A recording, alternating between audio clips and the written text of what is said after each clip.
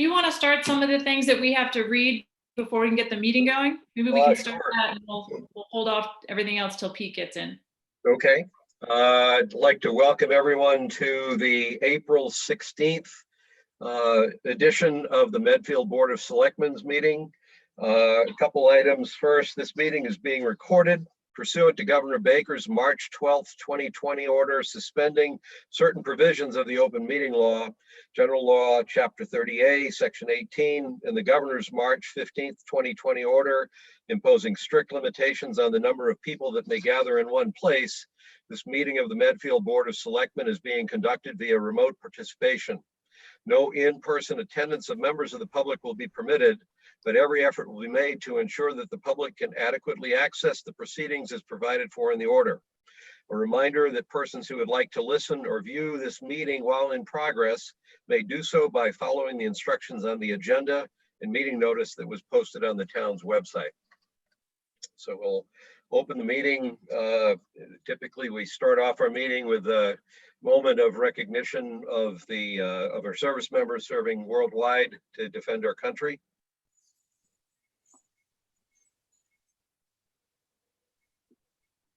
Thanks.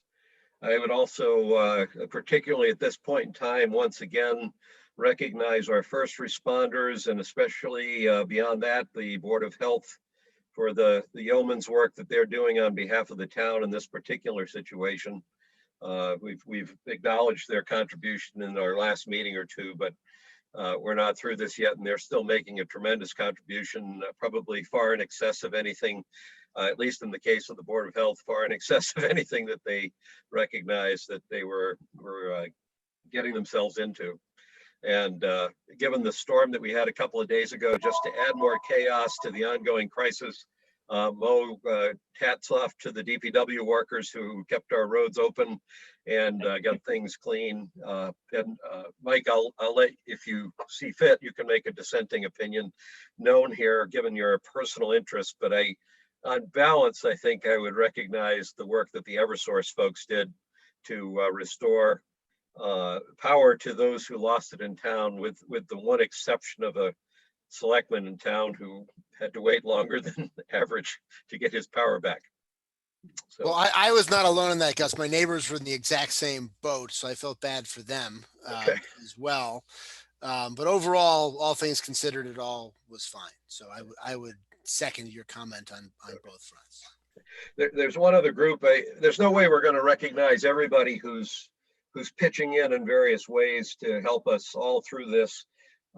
There's one other group that we might often gloss over, but that's caught my attention over the last couple of weeks. And that's the people that are working in the stores, both in the stores, keeping our stores stocked, and in the cash registers. Over the last couple of weeks, I have noted that some of the people who are doing that, for me, it's mostly the cash register people, because I think of how many people come by them and maybe not exactly breathe in their face, but nonetheless, they're close enough to where even if they're not coming in contact, and a good number of them are either in the older category, I'm pretty sure, where that's not a neutral thing to do, and another good bunch of them are high school age kids. I don't know if they're all even from this town, but their presence, their willingness to work under the circumstances is what's helping the town as a whole live largely normal lives above and beyond the special precautions we're taking. And I'd just like to acknowledge them at tonight's meeting, at least, for the courage and the willingness that they have to step in and do that. Have we got Pete in yet? Oops. Christine's muted. I'm trying to multitask and not very well. I'm still trying to get Pete in. Okay. I guess we'll wait for him at this point, unless there's any. No, maybe Denise Garlick can give us the representative can give us an update while we wait for Pete. Sure. Well, thank you for allowing me to join tonight, and count on me all through the time that we get through this crisis to be present with you. I am, as Jean said, communicating with members of the Medfield community through daily updates about what's happening at the state level, as well as what's happening on our community levels. I wanted to share with you that you know that I serve as the vice chair of the Joint Committee on Ways and Means. And on Tuesday, we had a revenue hearing in which we need to reforecast projected revenues for the upcoming year, given this crisis. And I would be remiss not to tell you that the news went from grim to grimmer to grimmest. But what I think it means for us as a Commonwealth, as we anticipate our resources for the upcoming fiscal year, is that there's been a very strong sense from the first day of this crisis that there are values that Massachusetts holds important, and we are working every day to sustain those. There has been a major focus on our vulnerable populations, including our older adults, as Gus was talking about. But for many people with disabilities, many people who are functioning and need support from the state, we have continued to sustain those efforts. We are working to support small business, though I believe much more work needs to be done in that arena. We are working to work on many of the aspects of economic stability for the Commonwealth through the work that we're doing, supporting our institutions. And there is an overwhelming sense that Massachusetts will be sustained. The organizations, the agencies, the work that we're doing, we will be able to sustain that. It's going to be a very hard year coming up. There's going to be many impacts on our municipalities that we'll work through together. But just as I am confident we'll come through this terrible time, I'm confident we'll be able to keep our municipalities sustainable in the important work that you're all doing. And in the work that I'm doing with my staff as well, we are in contact with Christine as she needs us, and hoping to be very responsive in those ways. But the speaker has 5 members of the House of Representatives on what is termed the COVID-19 team, and I am one of those members. And one of the charges that I have as a member is that I am the conduit of information between the 160 representatives of the Commonwealth, representing 6 million people, and the command center, and the commander, who is Secretary Mary Lou Sutters. And it's given me a great opportunity to not only help with that information with my colleagues, but to see the Commonwealth writ large and the many, many issues that are emerging. So as we continue to plan, as we see the legislature begin to move forward, presently we are in an informal session. And as people who are familiar with the legislature know, that legislation certainly can move in informal session. And we have moved some very major pieces now related to the issues of small business, to protecting people from evictions and foreclosures, and a variety of other issues that I can further articulate if you'd like. But in informal session, any one representative can stop a bill, and that is the hallmark of informal, that if anything comes in, one representative can stop it. So what I believe you're going to see as we begin to develop our own plan of how we can meet in formal session, but while we remain in informal session, I think you'll see bills that are much more comprehensive coming forward, addressing issues writ large. And I will keep you updated on all of those issues, as you can imagine. So I thank you. I think Medfield's doing a very good job. And the spirit of the people of Medfield as a community, reaching out to each other and trying to help each other, is extraordinary. Good. Thank you, Denise. Appreciate. First, you're more than welcome to come to any of our Board of Selectmen meetings if you'd like to. We appreciate you taking the time to join us. So thank you for that, and thanks for the update. Yes. That's great. Why don't we move on? Maria, I believe is you got first slot here in tonight's meeting. So once you see how entertaining these meetings are, you probably won't want to leave, but we'll let you start. Well, thank you everyone for the opportunity to be here. and as a representative of the small business community here in Medfield, and for Memo. I'm on the board of directors for Memo, and so I would like to share, you know, as a small business here in town, it is like I'm shut down. And there are many other businesses that are completely shut down as well. It is a struggle. And Memo, we've been trying to brainstorm what can we do to help support our Memo members and, you know, get the community to be a little bit more aware of some of the other businesses in town beyond the restaurants and such, that somehow for the community to maybe support or recognize that there are other businesses that need some help. So our brainstorm is not going to solve the problems, but just to put forward like a contest where people can buy gift cards from the various businesses that make restaurants, Memo members, gift stores like myself, dance studios, yoga studios, any Memo member that would like to participate. And we are trying to get the word out to the community that we will be doing this, and we're running this through, I believe it's April 22nd through May 13th. We'll be promoting the community to support local business by purchasing gift cards, and there will be Memo will sponsor a prize. I believe it's $250 prize. Everyone's names will be put in a hat. So I'm here to share that information, and you know, it's for a lot of businesses that can't be open at all. Like, this is my sole source of income for my family. It's quite challenging. So we're just looking for ways to get out there, and when this is all over, for the community to remember other businesses as well. You know, like that, as I said, the yoga studios, the massage therapists. So that's pretty much what I have. If you have any questions, I'm happy to take them on.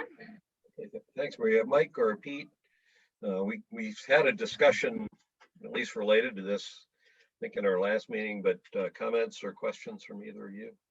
I'm sorry to be late, everybody. I actually was sitting here 10 minutes early, but somehow the Zoom connection didn't pan out for me. Maria, I'm gathering from where you're sitting that it looks to me like, are you at the butterfly tree shop?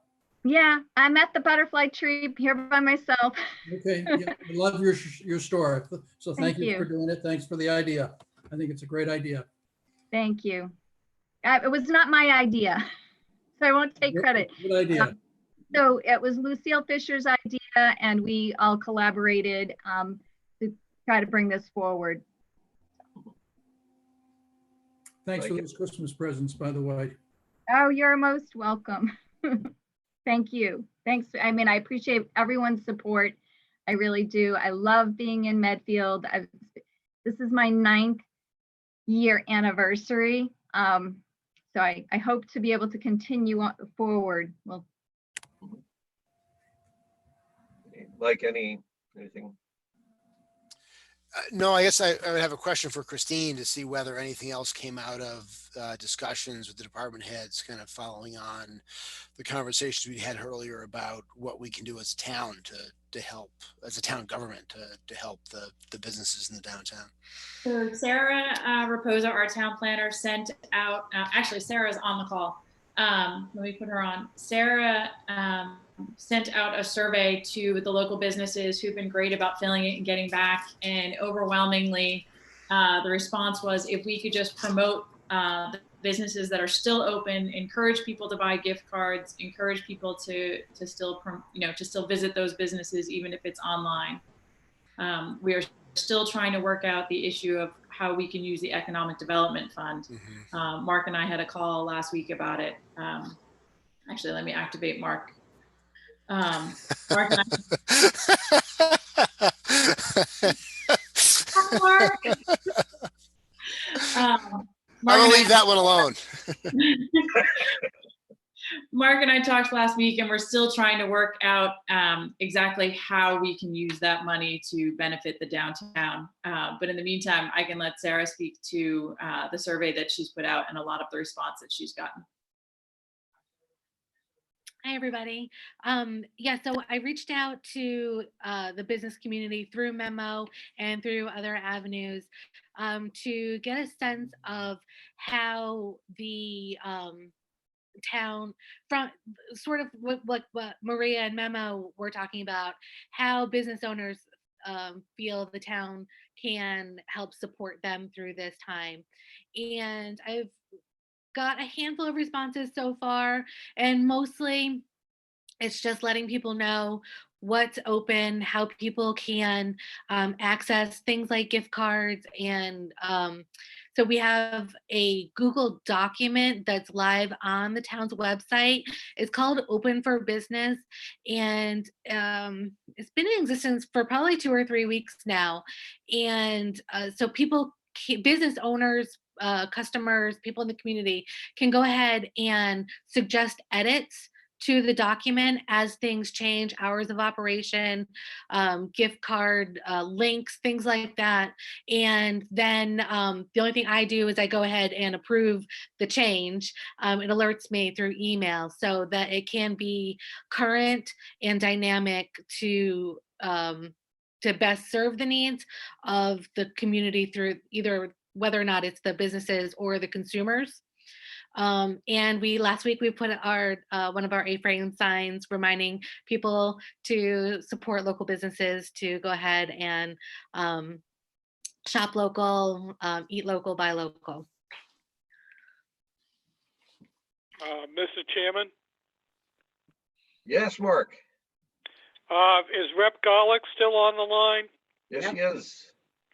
So I was just going to suggest that if she's not, and I assume she is aware of this issue because it's not unique to our community, but the fact that municipalities' hands are somewhat tied and their ability to reach out and assist the businesses in their community, and whether it's something the legislature might want to look at and see whether they can provide us with some more flexibility in that area. So I would be very interested if you could contact me and let me know the ways in which you think municipalities' hands are tied. And I will share with you through Christine, and she can share with everyone the work the legislature has already done related to small business, related to changing when taxes are due, the meals tax, the occupancy taxes, as well as some of the other work we're doing around the plan for small businesses to be able to reduce hours of work for their employees and get a subsidy from the state so that they can continue at the same rate. And yesterday in the eviction and foreclosure bill that is going to allow rent payment to be delayed, that is going to apply to small businesses and their landlords as well. So I'm happy to share all that information, but even more, I'm happy to learn in other ways that we can be helpful. Denise, we had a discussion on this. I think it was at our last meeting, Mike and Pete. And I'll give you an example of something we talked about. And I would not say that this is necessarily a specific request, but one of the things that Mark kind of helped us out with, we were talking about trying to use the Economic Development Fund to promote business. And the discussion was focused somewhat on restaurants, Maria. So just the way the discussion unfolded. And one of the ideas came up was that would there be some way to use the Economic Development Fund to somehow or another provide kind of a discounted pricing on meals. In the short answer, that conversation then went to talking about discounted pricing for people who maybe are hurting for money. So it was a subsidy for people to be able to use our restaurants that would probably be targeted more from a financial standpoint. And I brought up the point that said, but if our purpose is to spend money to promote the business, it maybe shouldn't just be restricted to people who financially need it, might be more of a way to help businesses market what they could do if they could market more broadly to people. Mark pointed out that the restrictions that we have there, quite understandably, around spending public money are that it has to be spent on, groups of people that kind of are qualified to receive local support. So it wouldn't be appropriate for us to offer some sort of a subsidy for people who just want to go out and try restaurant food out. So I understand the issues with that. I'm just, so you have some sense of where our thinking was going. It was trying to find a way to promote the business with as much flexibility, I guess, as we could get. Is that Right. like or Pete, that fair representation? Yep. I mean, I think one of the other issues is that in some places, people are subsidizing restaurants to produce meals that are then taken and turned over to healthcare providers. But I don't think that we would be permitted to do that either. Correct.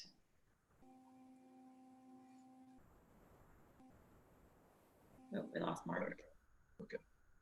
He's still there. I think Mark's still there. Or Yeah. at least, Yeah, and the other problem is that municipalities are not permitted to pay in advance for goods and services. They actually have to have been rendered, and only then can the municipality pay after the fact. Now, that might be something that's statutory, but that might be something where there's some flexibility could be added, or an emergency provision for the time being, or something like that. Mark, maybe it makes sense for Mark and I to circle back with Representative Garlick tomorrow. We can outline exactly what the plan was we were talking about to see if it's possible. I think that would be great. And the other thing I'd like to offer to Maria, I was just on a conference call this morning with the Needham Business Alliance that's connected to our Chamber of Commerce. And just to hear firsthand what people are dealing with, and in the ways that Mark is thinking, that there might be strategies we can use. And I would offer that, and I'm sure my good friend and colleague Sean Dooley would want to be part of that as well. And we could have a Zoom call with the small businesses and hear firsthand what you're up against. Yeah, So- no, I think that, if people can hear the stories of some of the small businesses, at least that's, therapeutic in a way. But it is a challenge. I mean, I know there are the various loans, the disaster loans, and that sort of thing, which my business has applied for, but it's slow in coming. And retail businesses, especially like this type of business, you do most of your business at Christmas, and you struggle to survive the rest of the year. So this is particularly difficult for some businesses more than others. Maria, is there anything, leaving aside spending town funds or anything, is there anything about how the town's operating or how we do things that you can answer this down the road if you want to think about it, but is there anything about the way we're operating that makes it harder for you, that things we could change that would make it easier? I mean, overall, Medfield is a really wonderful community. The community support is marvelous. Down the road, when we're back to normal, one of the biggest challenges, and you've probably heard this, is parking. That's a big challenge, and that impacts my business as well as some of the other businesses that rely on street parking. Okay. That's about it. I love Medfield. It's a wonderful community.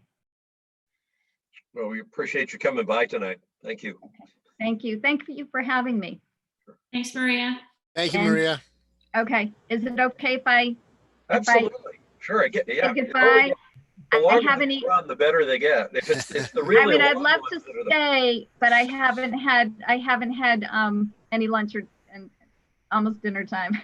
Oh, you can eat in front of us. That's okay. I don't have any food here. I've got to go support a local restaurant. Maria. Thanks, everyone. Thank Thank you. you. All right.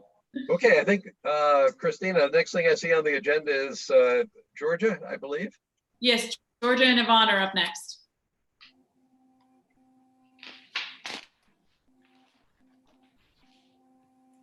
So take it away, Georgia and Yvonne. Okay, good evening. So if you can recall, I believe 2 weeks ago when I met with you, we tabled this discussion. Back on April 3rd, the governor signed an act into law to address the challenges that are faced by municipalities due to COVID-19. There are 2 items in this act that need local acceptance that relate back to the tax collector. The first item is or applies to sections 10A, which is the local option to extend the due date of property tax bills. We are a quarterly tax billing community. Our next property tax due date is May 1st. The law that Governor Baker signed into effect on April 3rd allows a municipality through its Board of Selectmen to extend that due date to June 1st with no interest being charged. Before the board discusses it or votes on it, I just want to add a couple of items to it. As you know, I do sit on the State Board of Treasurer Collectors. We have been in contact with CoreLogic, which is an agency that deals with 99.9% of all the banks. CoreLogic has promised every treasurer in the state of Massachusetts that despite of what the governing body of the municipality votes, municipalities will get escrowed tax dollars on May 1st. So if the selectmen do vote in that June 1st deadline, it would really only affect the taxpayers who pay their own taxes and do not have an escrow. That was one of my main concerns when I met with you 2 weeks ago. Medfield is very fortunate. 68% of its tax revenue or real estate tax revenue comes in through escrow. We are guaranteed that money on the due date. If that were going to change to June 1st, that would have been a serious cash flow issue for the town of Medfield. So their logic behind it is that the banks have the money. Taxpayers pay that up front, and theoretically and legally, they could not hold on to that money. So we are getting our money on 5/1. Also, keep in mind that if you do decide to vote that June 1st deadline, we are obligated to put a notice on our website as notice to our taxpayers. We are not obligated to send out another tax bill notifying them that the due date has been changed to June 1st. Additionally, the next bill would still be due August 1st unless the governor were to change that. And again, that would be a local option that the selectmen would have to vote.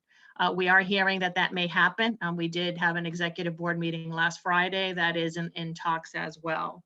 So I guess the first, well, I'll let you discuss it and then we can make a motion.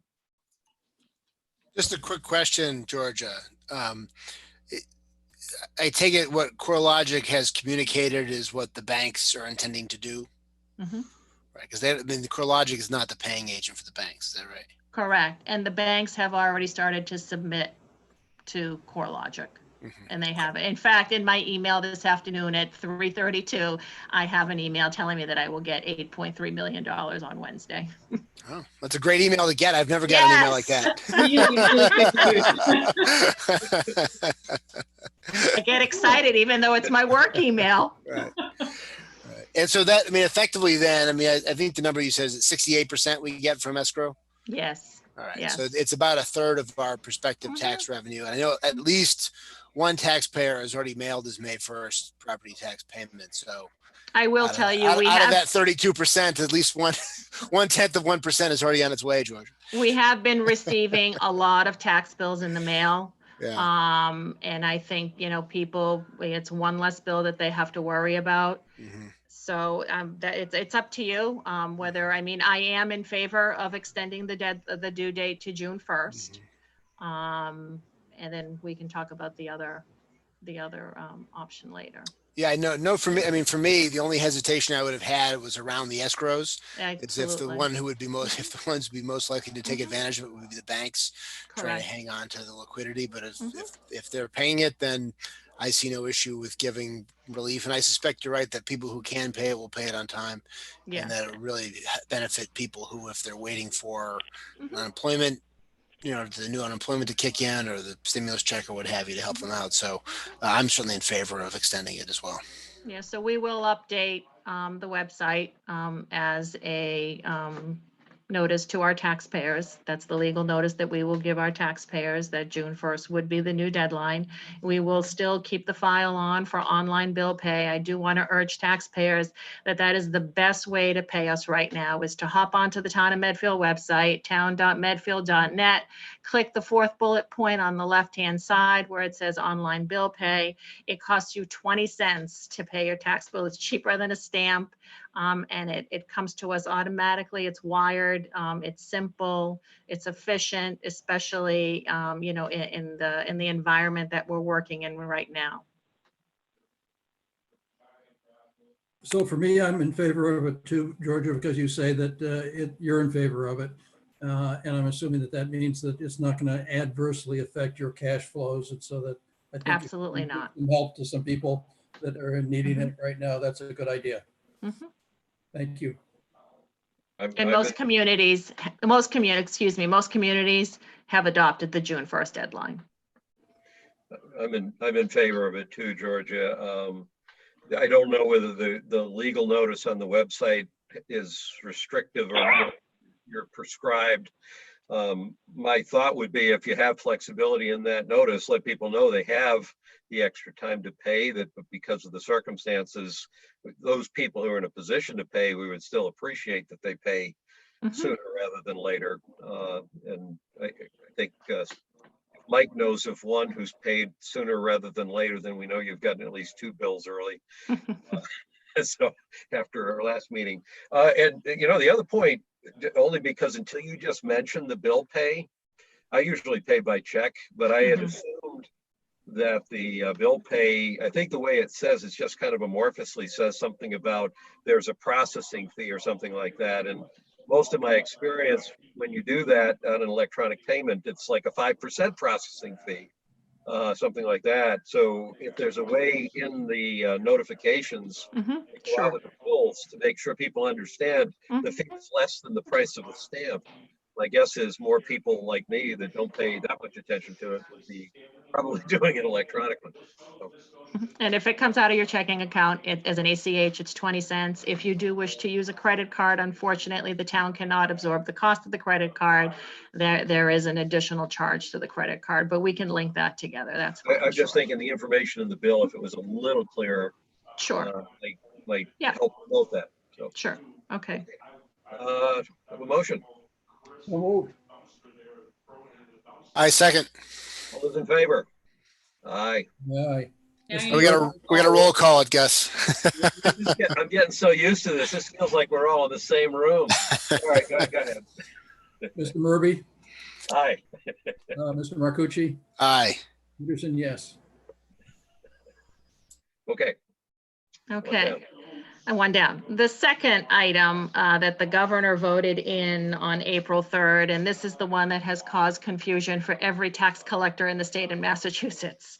This option, and again, it is a local option that the Board of Selectmen need to vote in, is the option to waive interest and penalties on certain payments that are made after their due dates.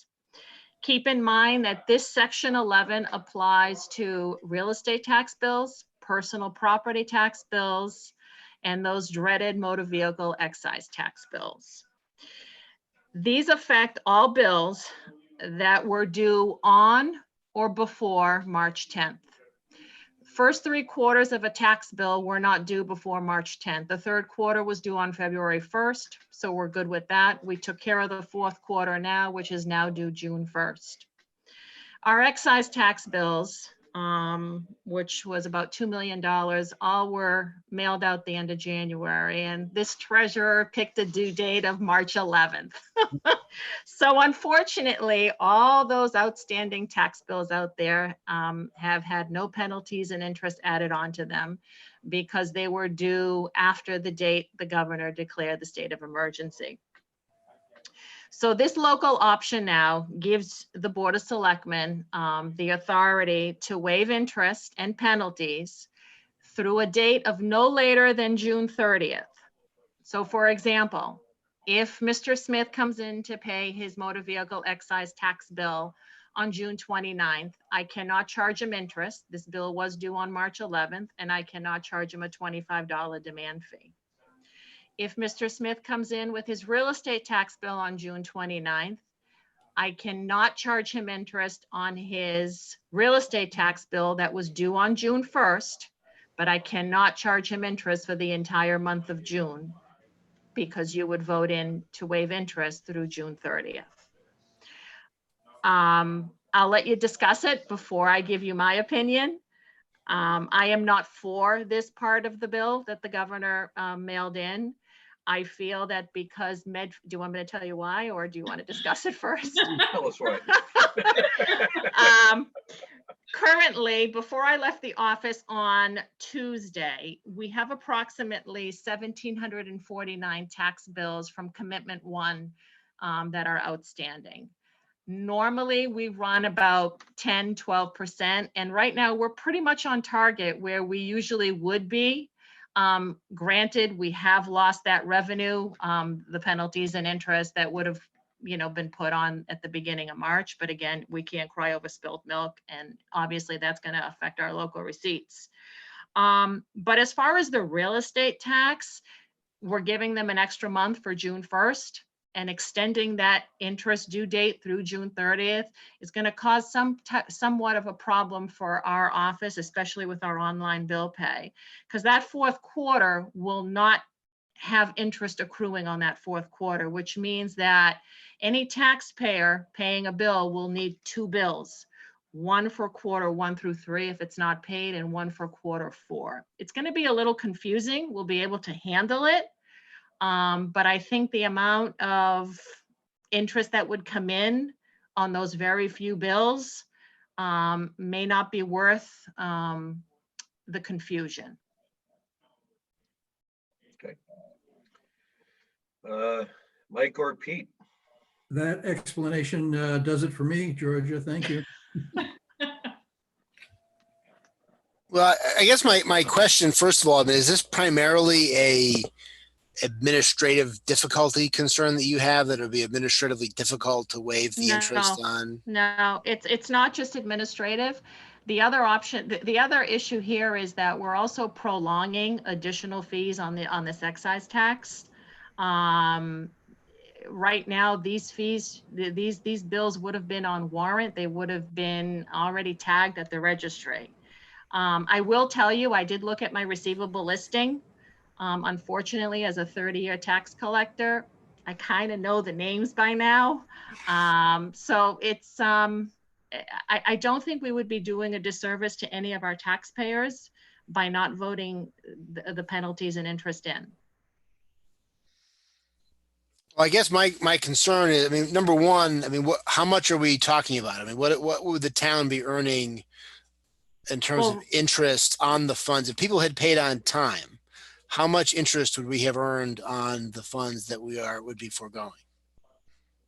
I can't tell you that on real estate because I don't know what would be outstanding on June 1st at this point. I wouldn't be able to tell you that. I don't know how many would choose not to pay. As far as your excise tax, right now you've lost $25 a bill, plus 14% interest. Plus you also have commitment 2, which is due May 1st. So theoretically, any of those excise tax bills that went out that were due May 1st, they're getting all of May and all of June. And then the other bills that were due the beginning of March, they're getting all of March, April, May, and June. Mm-hmm. I mean, I guess I mean, look, you've got two groups of people who would, or I guess three groups of people who would be benefited by this. I mean, one group are people who you seem to be suggesting are sort of regular late payers. But even within that group, you have two groups, right? You've got a group that are regular late payers who easily could pay on time, but just don't. You have another group of people who are regular late payers, but are regular late payers because it's always hard for them to pay all bills. And this just ends up being in the stack of bills they pay later, they pay this one later. Cause, you know, I know for a lot of people who are on the margins, they might pay their car payment first because they got to keep their car. And they figure that the bank is, or the auto lender is likely to repossess their car before the town will.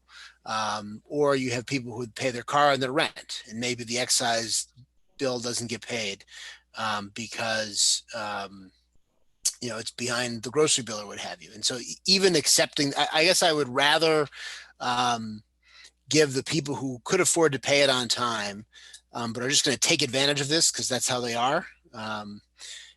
I'd rather, you know, let them slide on it, because some people who really need to be staying on this, including some of our regular scofflaws who might fall into that second category, who are always late because they have a hard time paying their bills. And this circumstance is not going to make it any easier. I guess I would rather have some lenience towards that group, even if that's a minority of the late payers, than focus on the people who should be paying on time but just don't. So I would be in favor of extending the lenience, unless you told me that, you know, we're going to earn $500,000 in interest on that. And I so wish I could tell you those that. people are costing us $500,000 worth of interest by paying late, and recognizing that it would be a challenge to do this on a case-by-case basis. In other words, one way to do it, just do it on a case-by-case basis. If somebody has a good explanation, just accept it. I guess I'd be inclined under the current circumstances to be lenient, because there are definitely people who need lenience at the moment, even if they're a minority of that group. I'd also would like to add that by extending the due date to June 1st, if you do pass the waiving of the penalty and interest, theoretically, that percentage of people who don't have escrow have till June 29th to pay without interest. And there may be some people out there who be looking to game that process, Right. and who give Sure. themselves an extra 28 days to earn 3 basis points on their savings account, or whatever else they're going to be making on their savings account right now. I mean, I can't imagine there's going to be that many people who are that keen to wait 4 weeks. But Yeah, my head went in the same direction that Mike's did, and the questions he asked were the same questions I had, because as I think this one through, it kind of does, it would make a difference if I knew what the implications of approving this are. If the implications are that the town loses out on $25,000 of interest and penalties, I would be inclined to do it. If the implication is the town loses out on $500,000 of interest and penalties, knowing that as soon as we're done with this, and as soon as the smoke starts to clear a little bit, we're going to be having some very tough budget discussions. You know, that's kind of, for me, it's almost depends on that answer to that question to know which way I come out. Like Mike, I'm first off assuming in this town, and this may be an erroneous assumption, but I'm assuming in this town, if people are not paying their excise tax on their car, I'm assuming that the majority of those people are people for one reason or another who are people who don't have the free cash necessarily always around to pay the tax on time. And if that assumption is correct, this is the worst right now. What they are in particular probably going through, however hard it is normally for them, it probably just got a whole lot harder because of where we sit. So I'm actually, I think my thinking right now, but I'd like, if you can weigh in on the number, on the implications, that would help me. But my thinking right now is in line with Mike's. So theoretically, right now, there are approximately 1,800 excise bills that are outstanding only from commitment 1. Commitment 2 isn't due until, I believe, May 3rd or May 4th. So 1,800 bills, theoretically, if those bills are all paid by June 29th, if you take $25 demand, you're talking $37,000. Okay. That's helpful. And again, we can't think of what we've already lost at this point. So for me, I'd like to help people out, but it's more for me a decision around the efficiency of Georgia's office and her saying that. Well, that doesn't bother me. The efficiency, we can manage anything. Anything is manageable. We are here for our taxpayers. The issue that's bothering me is that we've extended it to June 1st. But we're also giving, so theoretically, we're really telling them that you can pay till June 30th. And this is what my state board was talking about last week. You're voting in a due date of June 1st, but by voting in the second option, you've really changed your due date to June 30th. And keep in mind that the next tax bill has to be postmarked by June 30th, which will be due August 1st. Hey, Georgia, when you say we've approved this, you're saying the thing we just passed already extends it out to June 1st? This The option deadline. is only The deadline. The interest-free, penalty-free deadline. Correct, through June So 1st. as things stand right now, people from back in March, they don't have to pay till June 1st. This is only a discussion of whether we should give them yet another month beyond that to pay. Correct. Correct. In that case, I'm flipping back over closer to where Pete was. It is. It's very confusing. Trust me, every tax collector, we have had numerous discussions with this. In fact, I don't know if you've had that email that came out the other day. We had so many questions for the legislature. They had to issue a revision to what came out in this law because there was so many loopholes to it. And also keep in mind that if that taxpayer comes in to pay his tax bill on July 1st, the interest reverts back to May 1st. Not to June 1st. It's very confusing. 14% interest. Well, that at least puts an incentive to get things paid on time on June 1st if they get the grace period. Mike, does that change your thinking? I mean, not really. I mean, I guess I'm not as focused on the real estate tax issue. I mean, I suspect you'll have some number of people who would look to game it and say, well, I'm not going to get charged interest after June 1st, so I'll take it. So let me ask you this. Would you be willing to separate and not apply it to real estate and apply it to excise? So that was my next question, was whether you're allowed to separate it. And so if I you're allowed believe, Mark, I don't know if Mark is still on, but I believe we are able to. I mean, I suspect, Georgia. I am still on, and can you hear me? Oh, yes. Yep. All right, so I think that latest DOR guidance that I forwarded the last day or so addressed that, because there was originally a question whether you could cherry pick it or it was an all or nothing situation. And DOR's position initially was that it could not be cherry picked. It was across the boards or not at all. We had asked them to cherry pick it, believe it or not. So if you've got guidance from them that it's permissible, then you have better information than I do at this point. I guess so that is helpful to me in thinking about it, because I do see the population who's going to have a hard time paying each one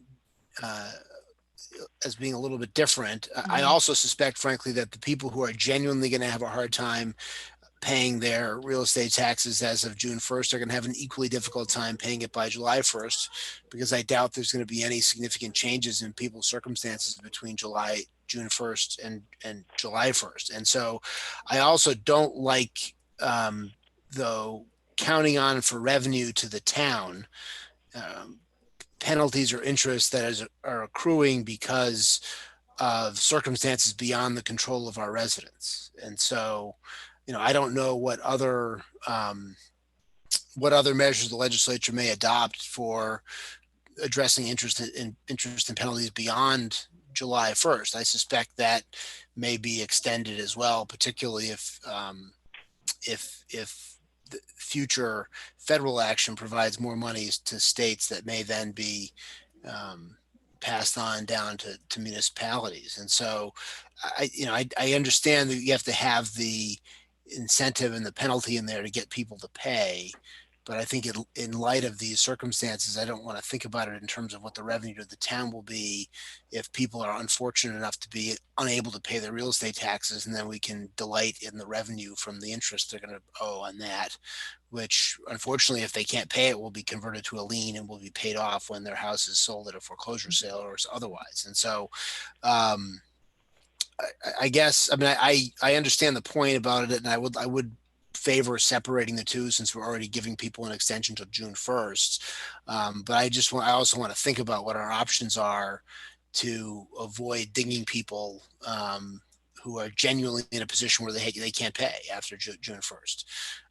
Or they can pay a part of it. I mean, I think a lot of times it's certainly in the interest of everybody to kind of get the bills caught up over time if we can. And it may well be that's something that's something that will come from the legislature down the road. So I would favor separating the two at this point and providing the lenience on the excise bill in light of that. But I want to continue to think about that month. And since it's only a month, I think I can understand where Gus is coming from, because I think 1 month is the 1 month makes a difference, but the fact that it already reverts back to May 1st, I think the vast majority of people would have a hard time making that June payment. It's not going to matter anyway. They're going to end up owing that interest because it's going to revert back on July 1st, because it's not like they're not gaming the system. They just don't have the money to pay the bill at that time.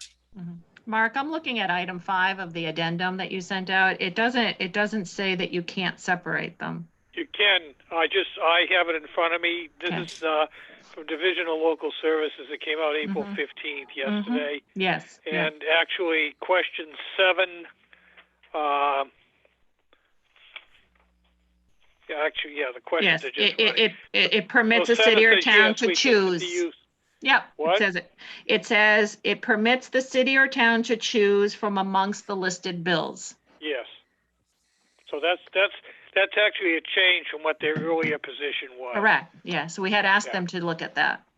All right. So that's the latest. That just came out yesterday. Mhm. So you can rely upon that. So given our further discussion, I guess I would favor separating it as well and giving forgiveness on the auto excise, but not the real estate. I'm on board with that, but I'm also on board if you want. You said you wanted to keep thinking about it, Mike. I'm also. It sounds like there's not an urgency for us to decide what we're going to do in June here at the beginning or in the middle of April. So if you, I'm on board with that, with what Pete has suggested, and I think what you mentioned, Mike. But I'm also quite okay if we want to sleep on this one till our next meeting, unless there's a reason. Well, I don't mean sleep on it. I just mean be open to adjusting down the road based on circumstances and the needs of our taxpayers, and balancing that against the fiscal needs of the town. Because the reality is, if the bills are not paid in the ordinary course, and I don't think that the policy of any level of government is going to push more people towards foreclosure or short sales or being removed from their homes. I don't think that's going to be the policy of the large mortgage servicers either, because of the shock to the system that would create. So the goal is to get people to be paying, and to get people to be paying again if people lose their job and go back to work, and making it possible for them to get caught up.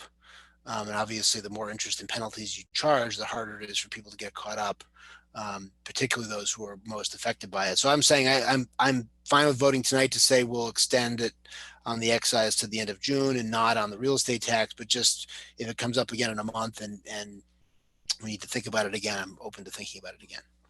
I'm okay with. Can you hear me? Yes. Yeah, we still can. So, Georgia, is that the only 2 taxes that are involved? Because the statutory language is very broad as far as fees, waive interest, penalties, and all across the boards. Those are So the if only 2 bills for us because we did not have any water and sewer bills go out prior to March 10th, so. And what yes. about assessments or anything special or something Those like are that? those are added to the tax bill, so it's treated as a tax bill. Okay. And any lien, it's anything that was added on as a lien, so it's added to the tax bill. So Because otherwise, we're okay. I would simply say to vote to accept it, exempting real estate taxes, and otherwise apply. No, because it lists the water and sewer, and we had no water Okay. and sewer. All right. As long as you've looked at that. Mm-hmm. So we would be voting to accept it specifically for excise taxes then.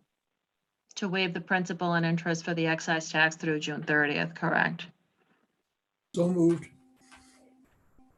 What about personal properties other than vehicles? Is that an issue?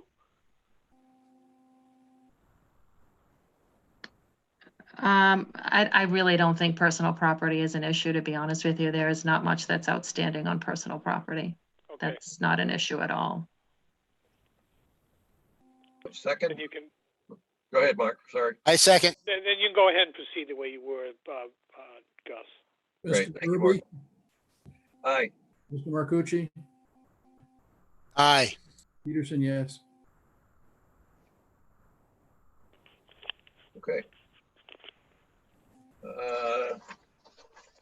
Let's see, next item is Jean. Christine, can they Hold vote on. the exemptions? Yep. But I'm sorry. Now that we're done with Georgia, now we're going. Oh, sorry, Yvonne. That's okay. Sorry. We Okay, go hand in hand. she did not want to do mine though, so I have to Yeah. discuss it. So also within this area of municipal finance, you can extend the deadline for our exemptions and our tax deferrals. Typically it was April 1st, but you can extend it to June 1st.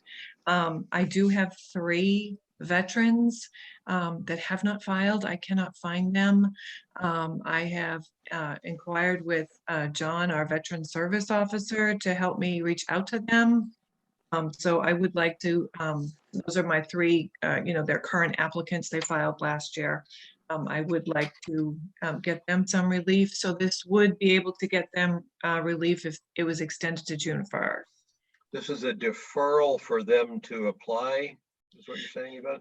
No, so we have exemptions for our disabled veterans and our blind residents, and then also seniors of very limited means can apply for a personal exemption every year.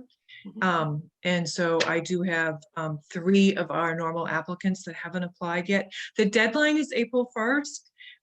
Typically, we ask people to get the application in. I actually mail them to all our current applicants in September so that we can take the amount of their exemption off of the actual tax bills, and that's when most people file. But they actually have a very long time to file.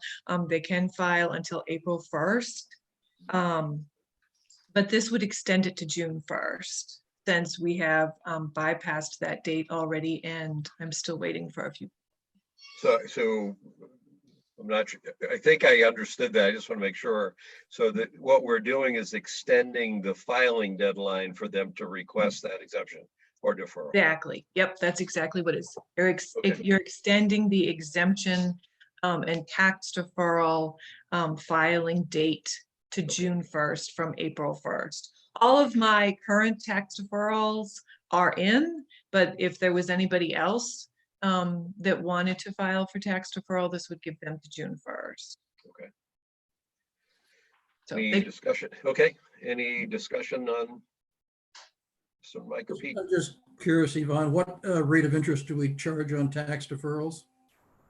it's 5%. 5%. Okay, thank you. Mike? Nothing for me. Okay. I move then that we extend the deadline for applying for exemptions and deferrals to June 1. Second.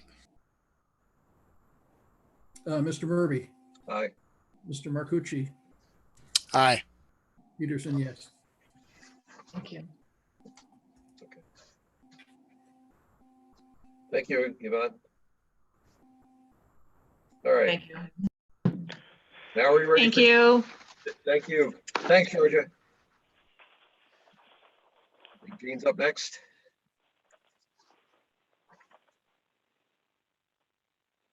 Jean is next. Jean is next. Thank you. So we wanted to talk about an alternative idea to the Porch Fest that we had planned up at the State Hospital for May 2nd, which was going to be a much larger gathering. But we've sort of reimagined the event more as a traditional Porch Fest, which would include, at this point, families that would play outside at their own homes. And we might have, I don't know, 10, 12, maybe 15 sites in town. And then we'd promote where those locations are for people in the community to drive by, to experience some of the musicians, to have something positive to look forward to as this is drawing out. And I think the stress is getting higher on people. It's also a unique opportunity right now where the families are actually together and the college kids are home and siblings could play together. And we'd like to postpone the Porch Fest for the State Hospital till September and hope that it's safe to gather at that point. But in the meantime, wanted to just have a conversation about whether or not we might be able to try this alternative idea for this spring and keep something going musically. Yep, just one quick question around the original date here. I assume the Coolidge Corner group is pulled out of the movie, or? They have not officially let us know, but we've had some unofficial discussions that they're going to have to. Okay. And unfortunately, I just heard last night, Pete notified me that Charlie Harris has had to cancel the car show as well. Okay. I know. Last I had talked to Charlie, we were trying to hold it open to see if we could still make it work since it was in June, but with his advertisers and everything else, he had to make that decision now. Okay.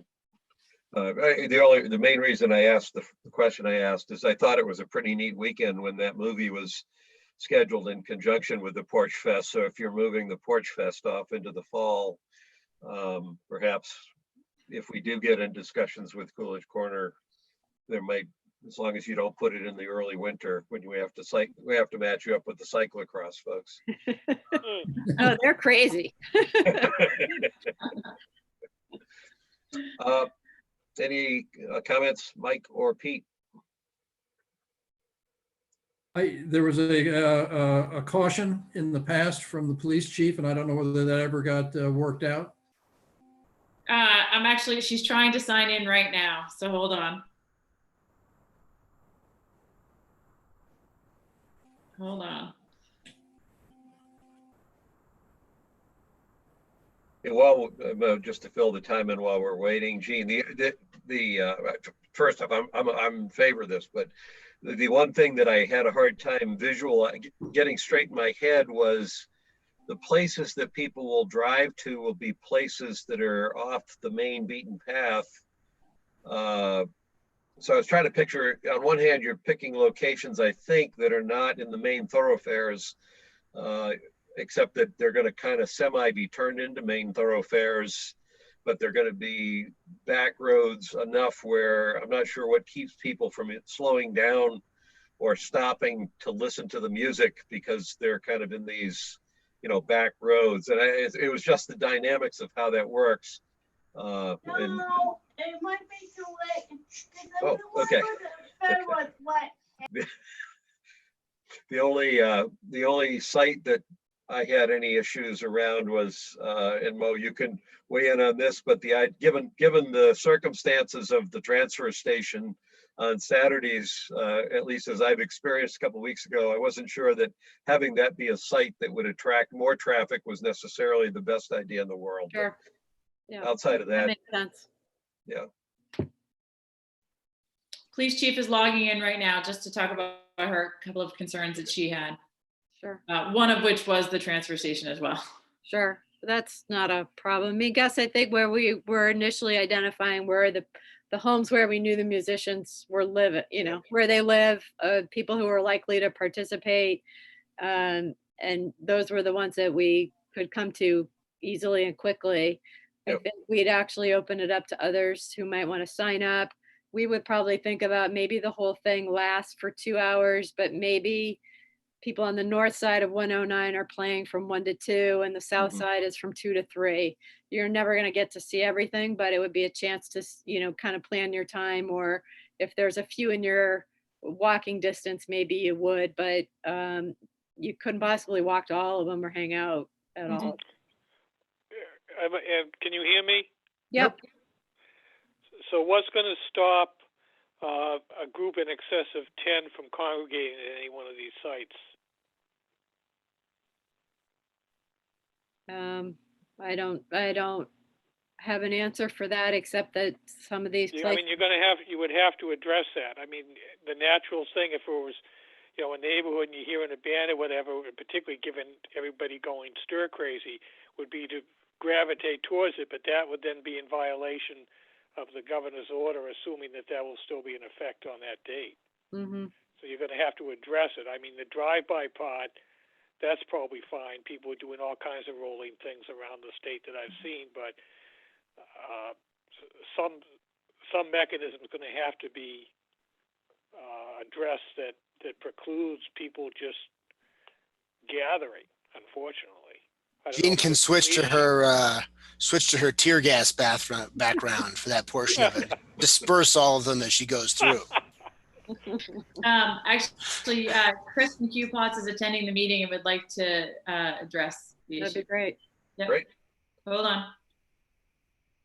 Chris and I have been working together on the idea and very closely with Sarah on the whole Porch Fest since January of 2019. So it'd be great to hear from Chris Potts too. Yes. You're on now, Chris. At least if you want to be.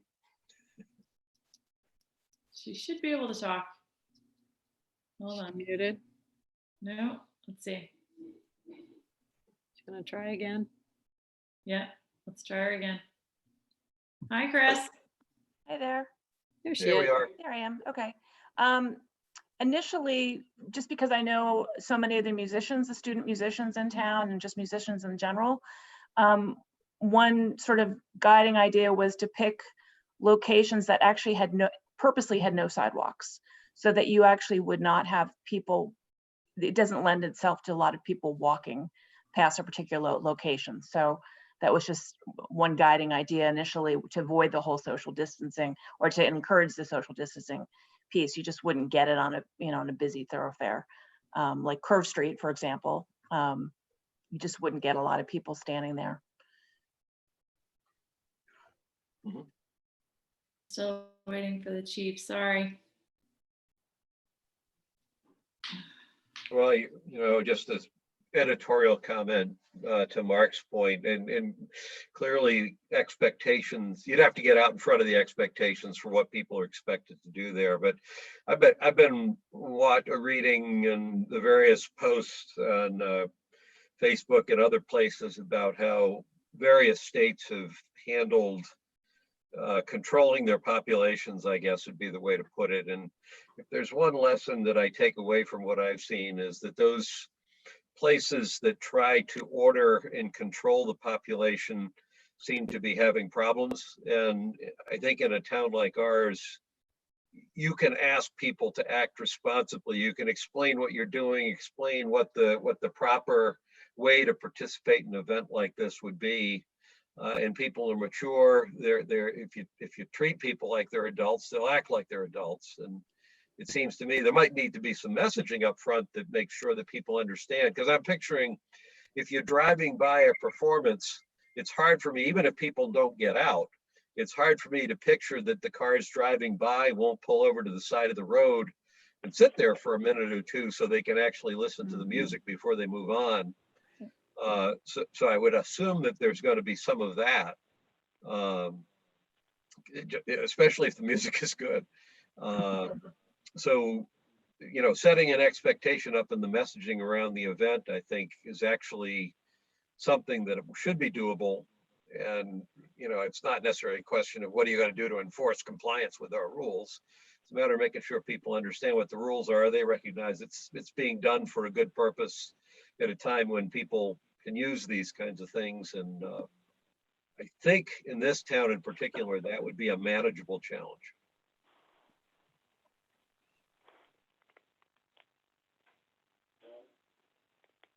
The police chief may disagree with me, but yeah.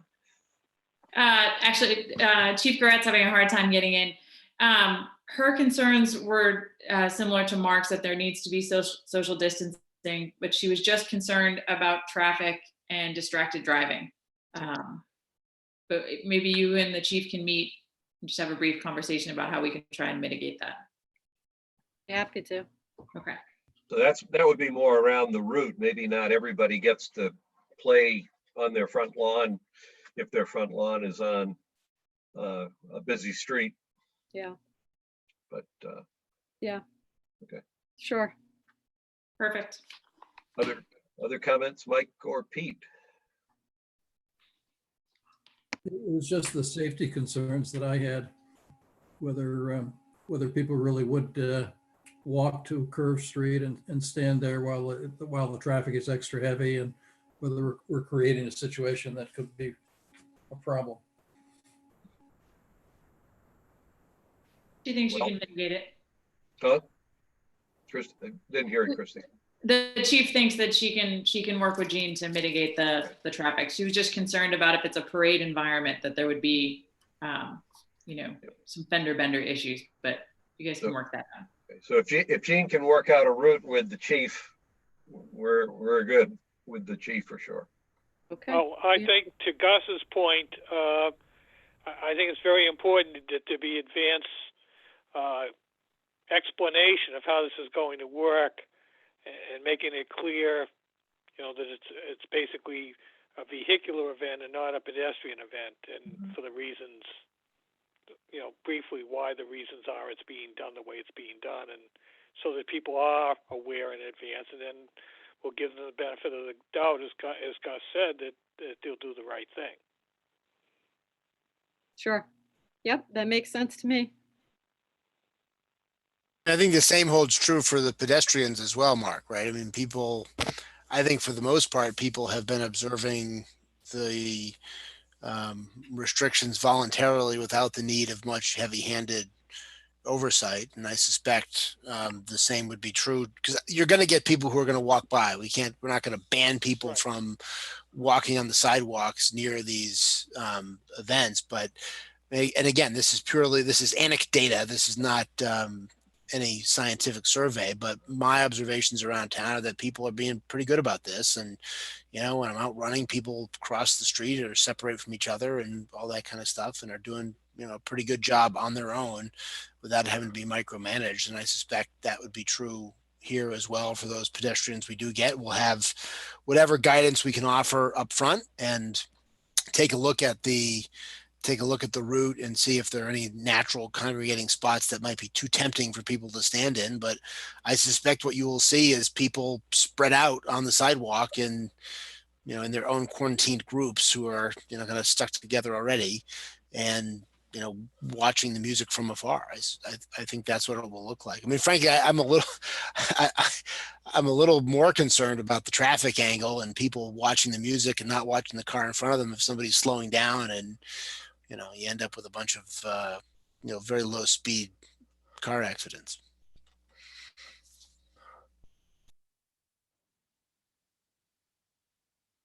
Are we comfortable to approve this?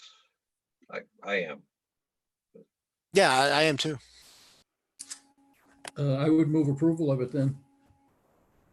I second. Mr. Murby, Aye. Mr. Marcucci, Aye. Peterson, yep. Thank you.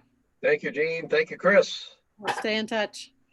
I'll send you the chief's contact information later after the meeting, so you guys can set up a meeting. Thank you, Christine. You're welcome. Okay. I guess, Christine, you have an update on the annual town election. Actually, if we could just take something out of order, I apologize to Yvonne. She actually has a contract to review with you tonight, and I wanted to do it while she was already on the Zoom, so I actually made her come back.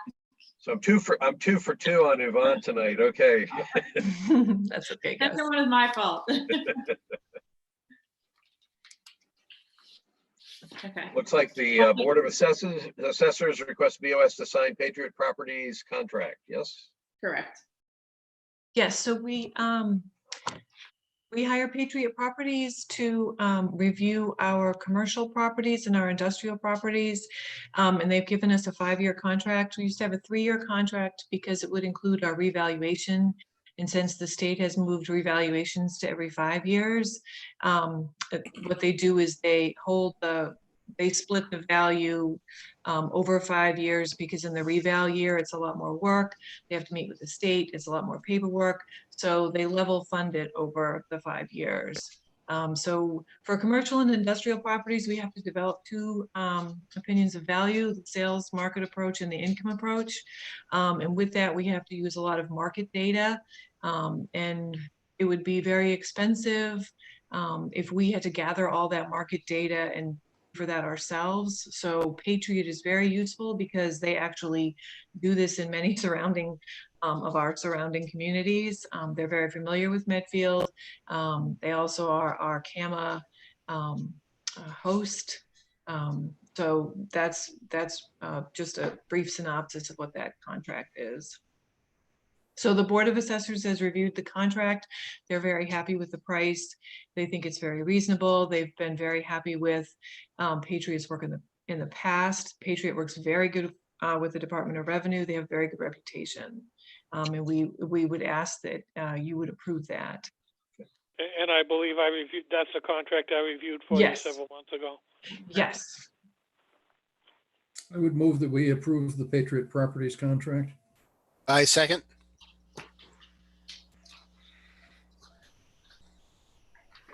Are we ready to vote, Gus? Yes, we are. Yes. I'll third it. I third it. Gus? Ms. Murphy, then. Aye. Mr. Marcucci? Yes. Peterson, yes.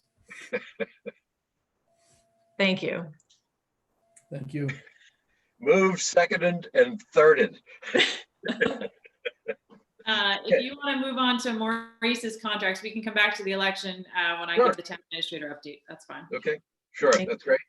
Mo, take it away. Hello, Hello. can you hear me okay? Yes, we can. We can hear you, Mo. Got two projects for chapter 90. I'm sorry, you can't hear me? We can. I can hear you. Yeah. Did you have me on mute, Christine? No, it was, she had you on motionless on the video. Must have been a bandwidth issue. So I have two chapter 90 project requests to ask the Board of Selectmen to sign off on. One is the South Street Extension project.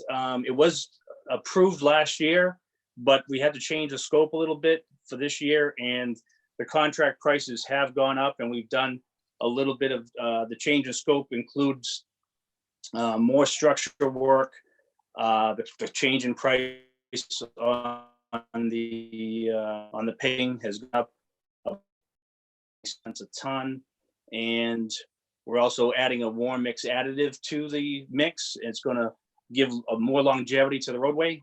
So we're looking to ask for you to sign off on that project. It's a continuation of last year's project that we didn't get in because of certain circumstances, but it just needs to go through chapter 90. It's in addition to what was approved last year. So the total that you see, the 373 is for the total project. So when we go to the state, explain to them to just add the difference between last year's money and this new approved project. The other project that we're looking for request on is just a various roadways in town that we're going to be doing rubber chip seal methods to. It's a $300,000 project, but it's going to encompass 11 roadways. Okay. Any discussion, Mike or Pete? Nope. Not from me. Nope. I would move that we authorize both. I second. Mr. Murphy? Aye. Mr. Marcucci? Aye. Peterson, yes. Thank you all. Thank you, Mo. All right, have a good night. You too. Do you need me at all? I don't know. Anybody think anything we need Mo for? Did you need any storm update or anything from last week? It was really windy.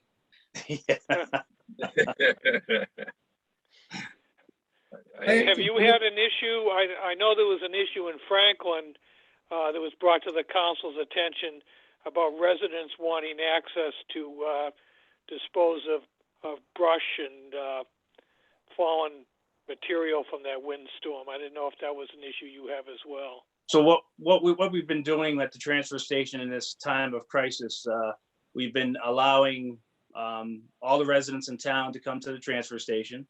We're asking for people to get their transfer station stickers still, but if they don't have one, we are allowing them, as long as they're a Metro resident, to get their debris as well as anything they need to get rid of that we're collecting at this point.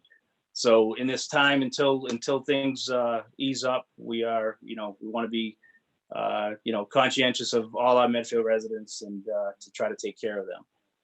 As far as the debris, we've got a tremendous pile down there. We're making piles everywhere down at the transfer station. We do have a tub grinder that comes in to grind everything down for us. That hopefully will be coming in next week to start that process to kind of consolidate everything.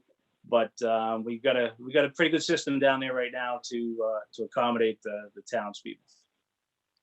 Well, on that point, I saw a post, I gather that the route for people bringing brush in, it sounds like maybe you're bringing them around to the back part of the property, I guess, to drop it off. Yeah, we had to make a second location because the first location that they usually drop off at is just filled to the max right now until we get that tub grinder in to grind everything up for us and move things around. Mm-hmm. Okay. Well, I had two questions. One has to do with the storm and all the branches I'm seeing on the sidewalks. Does the town have to go around and pick all of those up, or how do those? Yeah, the town will go around to pick up all the debris in the town right away. And then, like I said, we open up the transfer station to all the residents to bring their debris to the transfer station to get rid of. It's just a huge undertaking to take everyone's debris. If we were in a major crisis with a hurricane situation and things, we would consider different actions. But for right now, the town, the DPW will be going around to get all our right-of-way, which we've cleaned up a lot of it already. But we do go around with the street sweeper. We do go around with a sidewalk sweeper to try to take care of all that debris. So my second question had to do with the fact that the transfer station is open an extra day a week. And I'm wondering how your employees are holding up. Are they doing okay? Yeah, they're doing good. They must be working extra time. Yeah, they're doing good. They're doing a good job. They're very conscientious, as you know, that you've seen them over the years, and they've really taken a good stand in trying to help and do as much as they can. We've opened Sundays, and we're looking to kind of extend Sundays in this period of time. We only usually open up in April, but we'd like to continue Sundays in the immediate future, just to take the pressure off of Saturdays. Saturdays is just an amazingly busy day, and if we can separate that into Sunday as well, it'll take some pressure off of that, and it'll work out much better. Yeah, but your employees are okay. Yes, they are. At this point, they're still smiling. Good. Thank you. Okay. Great. Thanks, Mo. Thank you very much. Thanks, Mo. All right. Thank you. Okay, I think the next two items are yours, Christine. Which one do you want first, the contract or the election? Let's go with the contract because Sarah's here in case you had any questions. Mhm. This is a letter of engagement with Paul Haverty for the Chapel Hill issue we've been having. So the ZBA determined that the change in bathrooms was a significant change. The applicant was unhappy with that and has appealed that to the Affordable Housing Commission. So the ZBA would like to engage Paul Haverty to represent them. As you know, he's been with us through this whole time on this case, so it makes the most sense for him to continue. And he's actually looking to file for us tomorrow. Okay. Discussion, Peter, Mike? No, I would move to sign the contract with Mr. Haverty. I second. Mr. Murby, Aye. Mr. Marcucci, Aye. Peterson, yes. I'll send it to you tonight, Sarah. Thank you. All right. Election? Election. So I just wanted to remind everybody the election is May 4th. We have enough absentee ballots. We would really like to encourage everybody, if possible, to request an absentee ballot and vote by absentee. One of our concerns is the date of the election is the day currently that the governor is going to remove the recommendation in the stay home advisory. So we will still have social distancing at the election in place. We anticipate lines. We anticipate it'll be a slower process than people are normally used to for our election. So if possible, voting, it's very easy. We've been putting the information out on the website, on social media. Request an absentee ballot and vote from the comfort of your own home.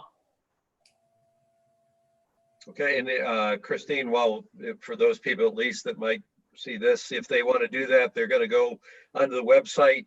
They'll find a spot where they can request a ballot, or what's the process for them requesting? So the process is, you can download the application. You can either email the application to Marianne Benaldi at the town hall. You can drop it in our very trusty green box in the back, or you can even mail it back to her. She needs to have it back by May 24th. Stop, not May 24th. April. April. Thank you. Okay. It's just one continuous calendar right now. April 24th. So basically, people have 1 week to request the absentee ballots from about today. Pretty much 1 week, you gotta request it. If you're going to do it by mail, yes, especially if you're going to do it by mail. Right.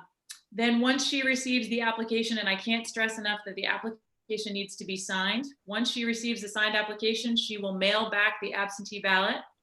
Then you can fill out the ballot, and it just needs to be back to the town hall by May 4th at 8:00 at night when the polls close. So super easy.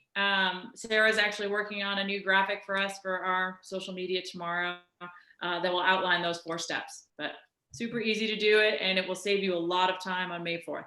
Will Colleen put in something in the patch or something? Yes, we're working on a graphic for her as well. Okay. Yep. I think people will be a lot less frustrated if they can do that versus having to do it the way we're planning to do it. Although if we hope if the weather's nice on May 4th, we'll be voting outside. Great, thanks, Christine. Let's see, work our way down to the budget. Anything on budget? Warrant articles, anything to talk about there? And we're still in a holding pattern. We're still trying to get more information. I know Mike and Nick can probably give you a better update than Capital. I missed a little bit of the Capital Budget Committee meeting at the beginning. We still need more information before we can make a decision on moving forward. Okay.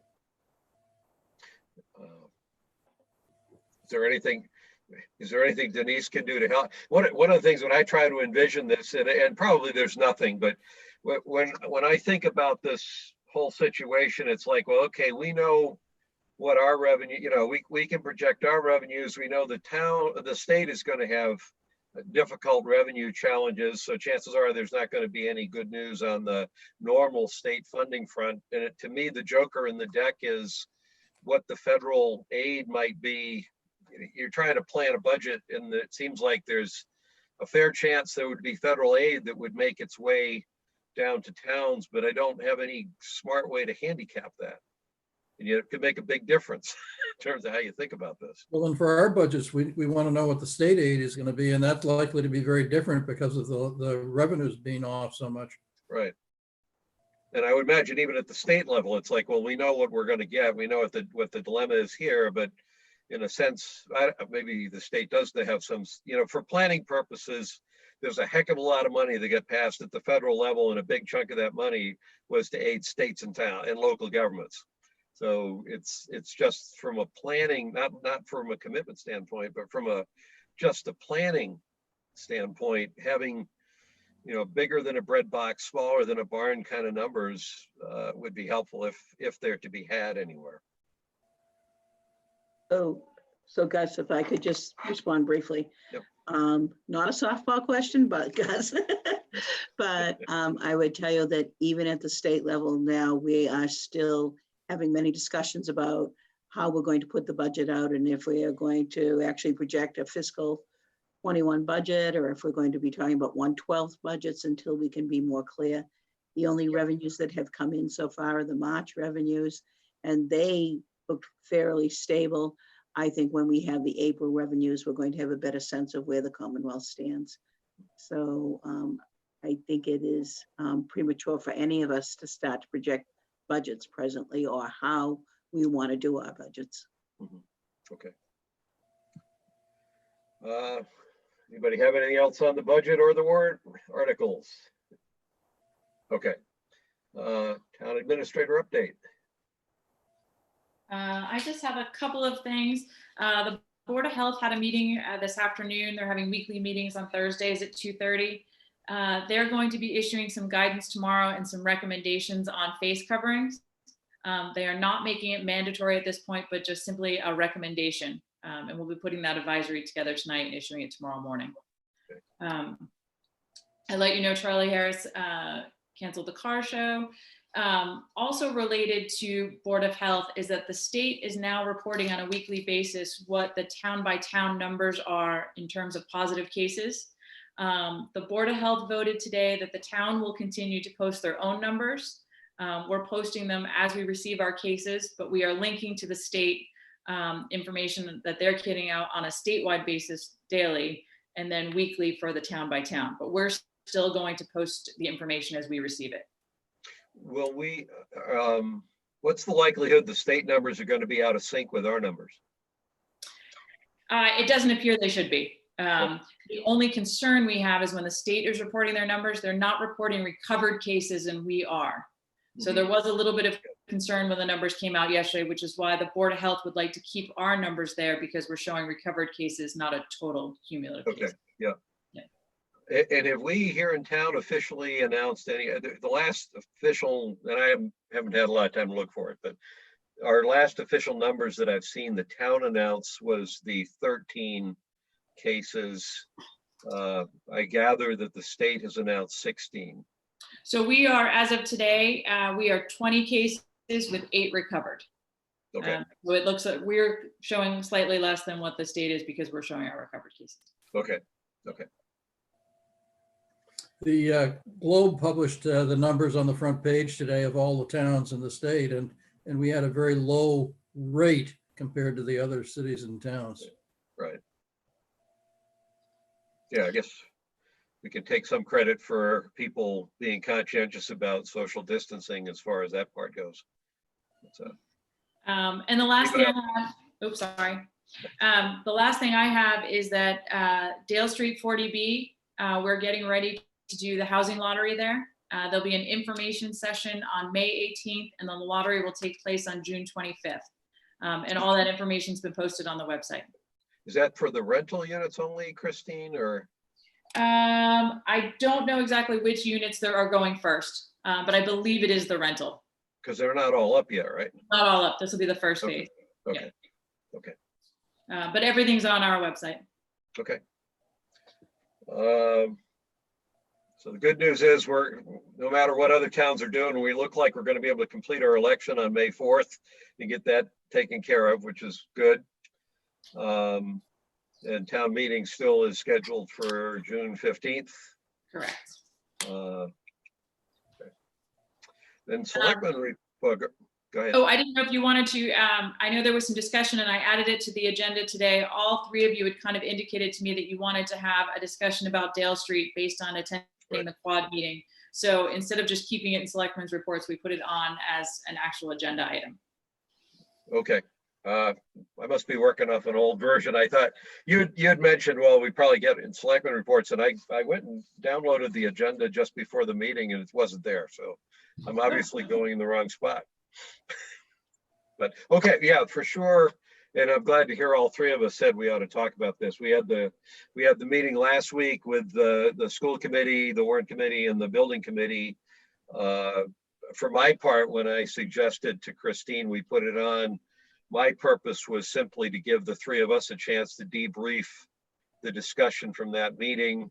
We've had a week to think about it, to maybe put some, not to drive for decisions or to force issues, but just to test the water temperature for where the 3 of us are, having had a few days to mull over the discussion from last week. So it was more just intended to have a starting discussion around our initial thinking. This whole process, this is going to be a very big project. It's clear we ideally in this whole process, the Selectmen, the warrant committee, the building committee, school committee all present a united front to the taxpayers in terms of our recommendation.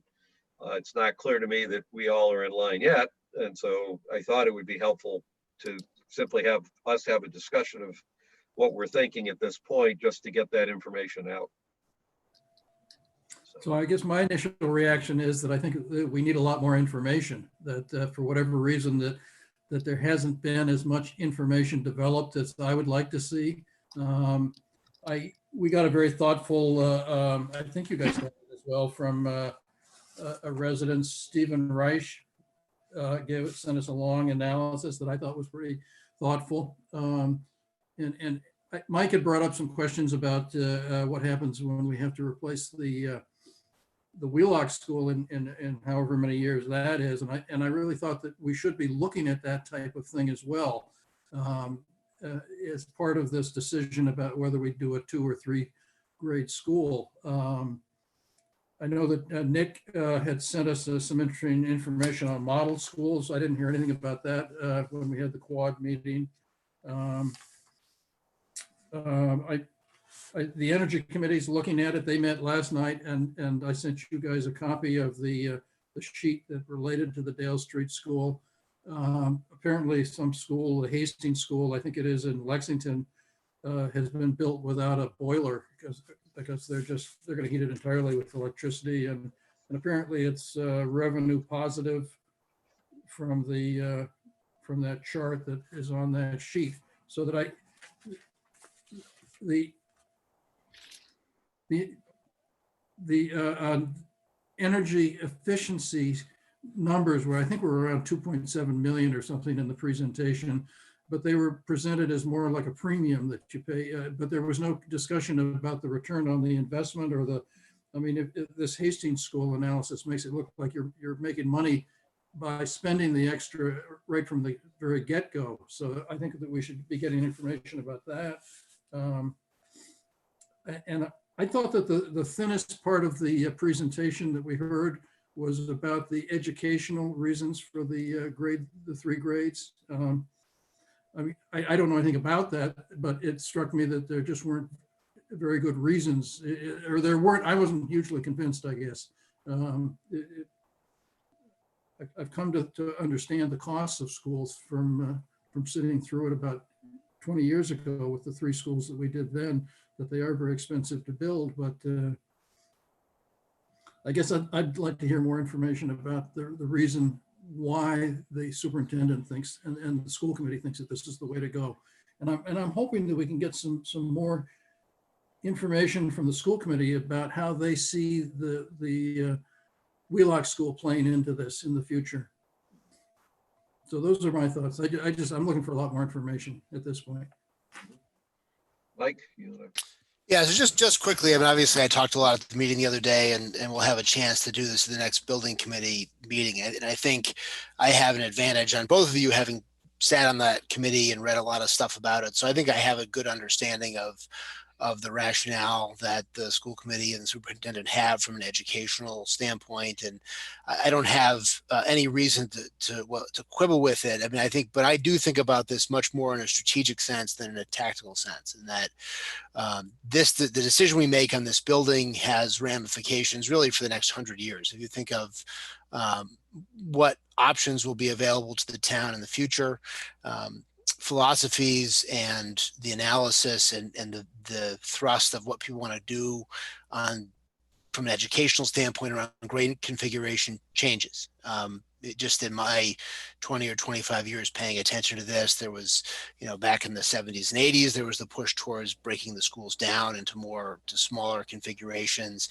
Then there was a big push, I'm sure Nick will remember this well, a big push beginning sort of in the early 2000s to go to the K-8 model in schools, particularly in cities and in places where there's a pretty significant educational gap. And so those kind of things change. And they change because the evidence changed. They change because the prevailing ideology of the people who are in charge of education beyond a town, at a state and national level changes.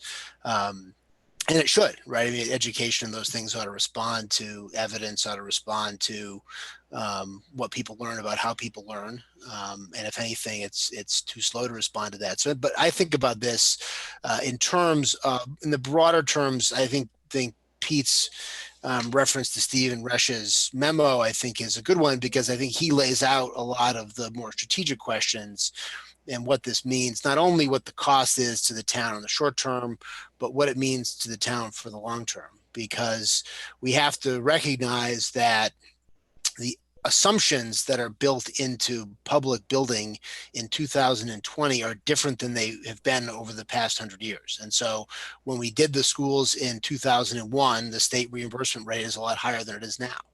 And so the town had to bear a lower share of that cost than it will have to bear of this project. And you can see that in our annual budgets in how much of the annual debt service on the so-called three school project is borne by the MSBA fund, sort of the legacy state reimbursement from that. And so I think we've got to be realistic in thinking about this project, not only in terms of what is this going to do for the students of Medfield for the next 5 years, but what options does this leave us educationally and from an overall capital perspective for the next 50 or 75 years? And the most immediate question on that front is what's going to happen with Wheelock in 10 or 15 years, because that's the next one that's on the horizon. So I guess I don't need to hear more about the short-term educational rationale for it. I think you can debate those points. They are debatable points. I think it's the differences between a 4 and 5 and a 3, 4, 5 is probably at the margins one way or the other. I think people of good faith who have an understanding of education can make both cases. I'm confident that whichever way the town goes on that particular configuration, the kids of Medfield will continue to get, as they call it, a free and adequate public education, and one that the town can be proud of. And so I don't see it as the kind of decision that's going to destroy us one way or the other, or be great one way or the other. I think those differences are important, and I certainly think that ultimately those kind of educational judgments are left to the school committee. But I think from our perspective and as a selectman, I want to look at it just from a broader, more strategic sense, and not really quibble with the details on the short-term educational plan. That's not really our role. There's an elected school committee to do that. And I also think, just as a matter of evidence, if I thought the evidence were overwhelmingly on one side or the other, I think I'd be inclined to take a stronger view on the specifics there. I don't agree with some of the uses to which the school committee wants to put the additional space. I don't think having pre-K should be a great priority. I don't think having 100% full day kindergarten should be a great priority. We were able to do that as the overall student population declined, and that freed up space, 5 or 6 years ago when we moved in that direction. The population continued declining, so we had enough space to offer more full day kindergarten. I don't think that's a priority, but again, I mean, that's an operational decision, a program decision that can be changed over time. We shouldn't make capital decisions looking towards those shorter term programmatic choices. And so the fact that I don't necessarily agree with that direction and don't think that should be a priority doesn't necessarily mean that I'm against the 3, 4, 5 configuration. I think I lean in that direction because of the long-term flexibility it will give the town. And in particular, just from my own personal point of view, that the ability to go from 3 buildings to 2 would realize significant savings down the line. That would not have the extra space that they want for pre-K and whatnot, but there could be a lot of educational benefits to that as well. And we'll have 15 more years of educational research at that point when we're assessing what to do 10 or 15 years from now. So I'm not decided on it yet, but I do want to look at it much more from an overall strategic point of view and how this fits in with the rest of the town. If you think about it, with the number of buildings that we have in town, if we're going to keep all of the buildings that we have and keep the configuration that we have, and every building lasts 100 years, we'd be building a new building every 9 years. And that's just the reality of it. And not every building lasts 100 years. And I think we have to ask ourselves in the long run, is that a sustainable model for the town, assuming that, and we shouldn't be assuming that the costs of these kind of capital costs are going to move in favor of towns like ours over the long term. as opposed to our detriment. So that's more than I intended to say on the topic, but that's kind of my where I am. For my part, my comments will start off with a more heavy cost focus. Although, as you were talking, Mike, about 100-year buildings, I was trying to remember when the Dale Street building was built, and I think it was in the 1920s, wasn't it? 28 or somewhere. Maybe it's a little. So maybe we have been building 100-year buildings. Maybe we have been building 100-year buildings before we actually had that as a concept. I'll settle for 50-year buildings, which is what we had as a target for the garage and the public safety building. Let me start with a comment. If instead of the process, and I did have the opportunity to be in the by invitation visioning group, and I understood that process, and I did not try to overly emphasize cost in that process because that was a visioning process, and I get all that. But I would make the observation that if we went about buying a car in the way that we're going about thinking about this school, we would drive off the lot with a very, very expensive car, because we'd be envisioning all the things that we would like to see in the car. And we would talk to the car dealer, and we would talk about the moonroof and the special suspension and the sport mode and the extra trailer and the roof rack and all the stuff that we would really like to have in that car. And then after we had specified all that, we would then get an invoice for what the car cost, and we'd probably get shocked at the cost of the car. So it's fair from my standpoint to say that the numbers that I've seen around the cost for the school, I find as shocking as I would be shocked by the cost of that car that I would I'd be looking at to drive off the lot, if that was the kind of a discussion that I had with the car dealer. And so, not that the visioning was wrong or anything, or not that any of this process is wrong, but I don't see the discussion around what the town can afford. And to Pete's point, and I flagged this last week because I'm not in a position yet. I'm not staking things, but like Pete, I think I agree with you, Pete. I heard, the 3 to 5, the reason for that is, well, it would be good to have a big enough school to move the 3 grades there. I did not see the compelling argument, the business argument, for why we should be looking at what I think works out to be a $20 to $30 million more expensive school in order to get that 3rd grade. Now, philosophically, I'm going to keep myself out of the philosophy of education, but just so you know, I grew up in a 6-2-4 system, and the whole idea of us moving the elementary grades closer together, in my own personal experience, I think that's a good thing. So the direction from a education philosophy, not that my opinion matters anyway, but my own predisposition is I like that direction.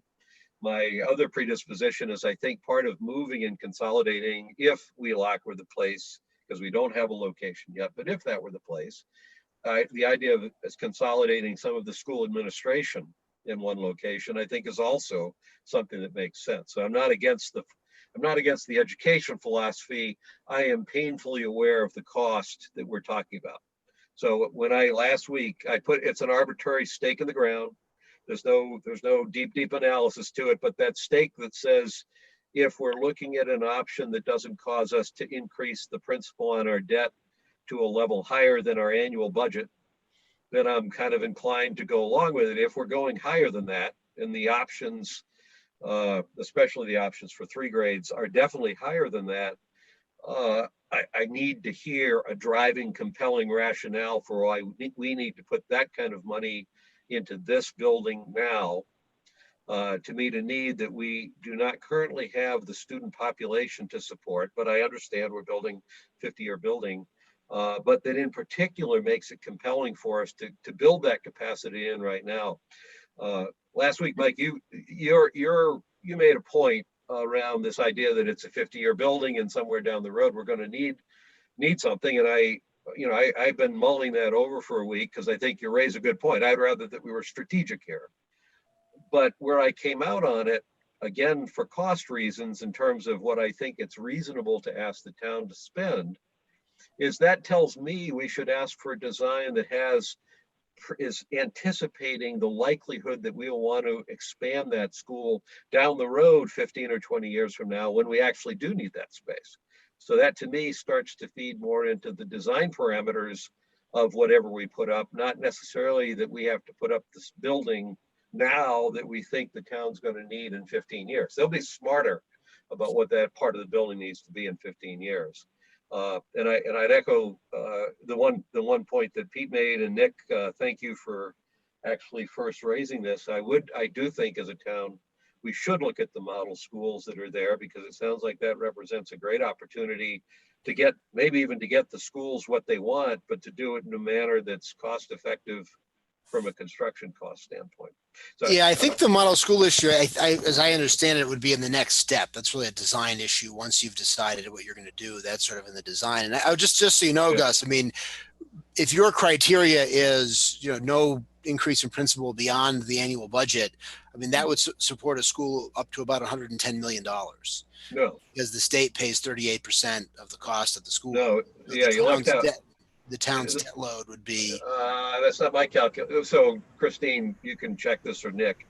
My calculation, I think, for when we're going in on financing is we'll have about 22 million in principal remaining in our current principal.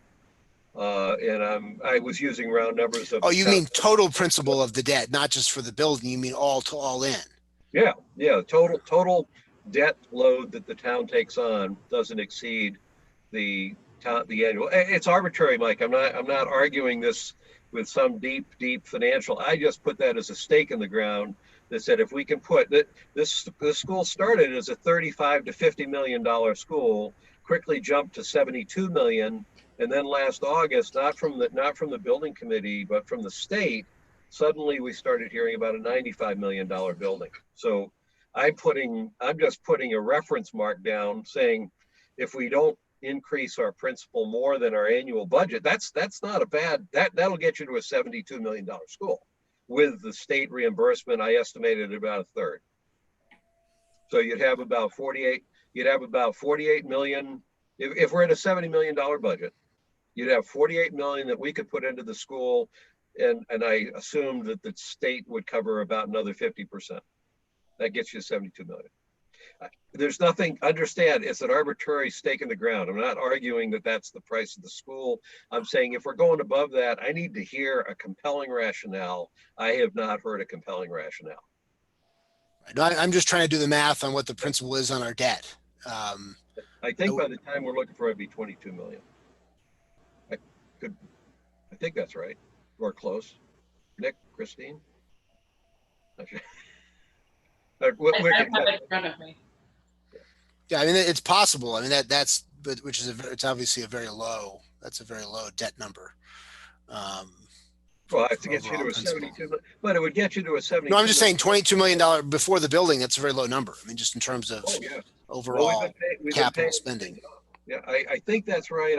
I checked a long time ago, and I may have slipped a year or something like that, but it's something like that. Yeah, I mean, yeah, and again, I'll just say on this, I don't buy the car analogy. I think when the building is not a car, and so I don't think it's necessarily a. Well, the analogy is you don't worry about the price of it until you've specified it all, and then somebody tells you through an algorithm what the price is going to be.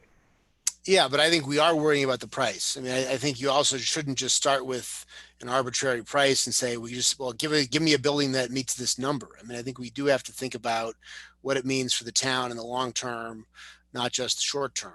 And that doesn't necessarily mean you build the most expensive building. It may mean you build a more flexible building. I mean, frankly, I think on the population, to me, again, that's less of a concern for me as well, not just because I'm a skeptic on the enrollment numbers, but also because it's mostly a short-term issue, right? The supposed surge of additional students is supposed to come within the next 5 years. Current events may put an end to that if it puts a freeze on the real estate market and whatever assumptions the assumers are making about this. I haven't seen what the inputs are into that. I'm sure they're fine, but that kind of trying to predict student population in a population as small as Medfield's is really hard to do. And so you'd expect you'd expect a fair amount of error on that front. And so, again, as I say, I'm a skeptic of that. Not necessarily, I don't necessarily disagree with it. I'd probably enjoy the opportunity to cross-examine the people who put it together, but I think it's probably the best you can do. But again, that's a short-term issue, right? I think long-term, there's no reason to think long-term unless there is a very significant change, which you never know, right? We're living through kind of a historical event that everyone says is unprecedented, that is unprecedented. And it may be that the signal demographic trend in our country over the last 25 years has been reurbanization, right? Driven by the lower crime rates and sort of resolving the urban crime issues. If this pandemic causes people to say, you know what, living cheek by jowl isn't as attractive as it used to be, and you see a new change in where people want to live, that would have significant implications for all sorts of issues, right? Because the trend over the last 15 years in the suburbs has been a sharp decline in student populations, which is true in Medfield. And the other trend, obviously, in the country and in the entire developed world is a great decline in the birth rate and a great decline in the number of potential students. And so, and that's true everywhere, except in my house. So I think, again, there are always outliers, and we could be an outlier, and Medfield has always hit way above its weight class in terms of the percentage of our population that's under the age of 18. We used to be near the top in the state. I think we're still in the top 25 towns in the state. We probably always will be. It's a great place to raise a family for a lot of reasons. So there's all sorts of unknowns. And the last thing I would want to do is make a decision about this building that effectively locks the town into a certain configuration for the next 100 years. That's my concern, because I do think that if we really want to meaningfully reduce our overall capital commitments, we have to reduce the total number of buildings that we have. That's really the only way to do it. Because the biggest cost of any building is just sort of putting a shovel in the ground and building any building at all, versus $1 million here or $2 million there. And I think there are ways, frankly, even in a 3-grade configuration, and maybe the model schools is one of them, is to drive the cost of this building much lower than is projected. So I guess I have a couple other perspectives. One of which is I am very sensitive to where our taxes are going in this town, and I'm already sensitive to what the implications of that are for the people who are staying in this town and the people who are leaving from this town. That's high on my list of things that I watch. The other thing that I've been thinking about in the last few months is we're 12, 13,000 person town, and we've had some modest growth. And interestingly, we've kind of always been somewhere in that, below 10,000 to 12,000, 13. I could see us getting to 15. And I find myself asking the question, does Medfield itself want to be a 20 or 25,000 person town? Because if it is, then it's a much different town than what we have. And so I get the potential for an increase in students, recognizing that we're well below where we were in students a few years back anyway. So we still have some ground to make up before we even get to where we were several years ago.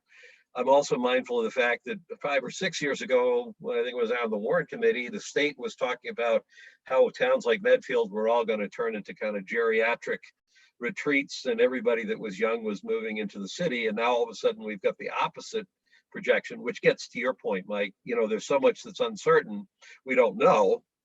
But for me, that says all the more reason not to sit there and go weigh it out on a limb, just putting gobs of money into a building. It would be great to design a building that anticipates that things could be added as needs unfold and as it becomes clearer where the town needs to head. I get your point about consolidating buildings. I was thinking about consolidating administrative staff, but you're right, even the buildings might help, although at the elementary level, again, I grew up in a town where there were 3 elementary schools, and I still at that level kind of chafe a little bit at the idea that you bring little kids into monstrous buildings. I'm not sure that philosophy is going to survive for 50 years, but maybe it will. So this was kind of the conversation I was hoping we'd have. I wasn't looking for resolution. I was just looking for us each to kind of, share the data points of where we are in our thinking, and we're each looking at it a little differently, I think, but at this stage, for different reasons or for, slightly differently expressed reasons, it looks like we're all looking for more, more thought behind what justifies whatever direction that we go in. I would agree with you about the cost issues, and I thought that was another area that it was fairly lightly treated at our quad meeting.